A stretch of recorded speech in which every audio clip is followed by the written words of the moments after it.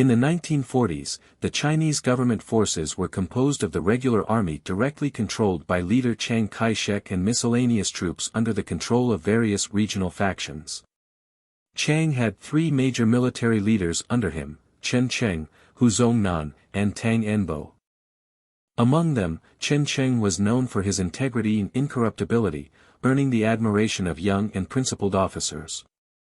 It was under his leadership that the government forces produced their most exceptional general, Hu Lian. Born into a peasant family in Huasyan, Shaanxi, Hu Lian showed exceptional intelligence and diligence from a young age, excelling in his studies at local schools. In the 1925 Tongzhou examination, he achieved outstanding results, with his teacher praising him as a promising talent with a bright future. However, due to financial constraints, Hu Lian couldn't continue his education. Although his father wished him to become a respected teacher at a local school, Hu Lian yearned for a more extraordinary life.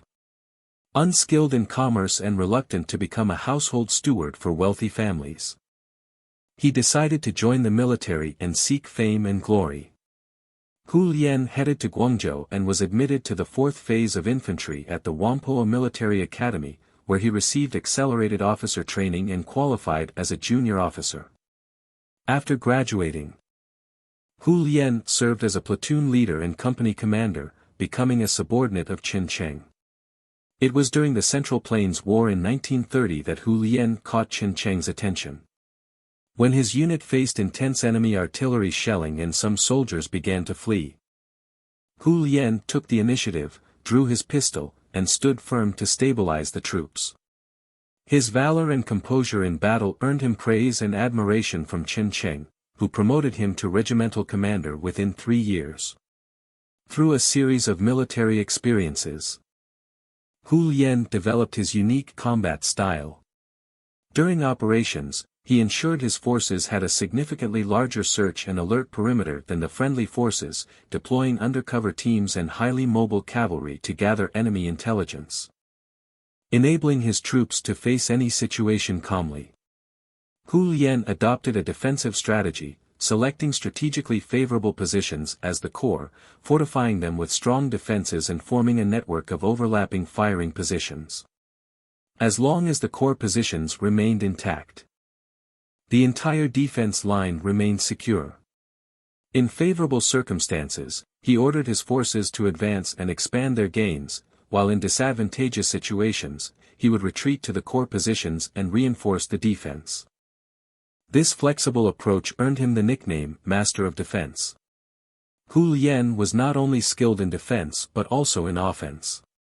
Whenever assigned an offensive task, he did not employ a scattered tactic with dispersed forces but instead concentrated overwhelming forces to attack the enemy at a single point, employing swift and decisive maneuvers to seize the target, and then expanding to cover a larger area.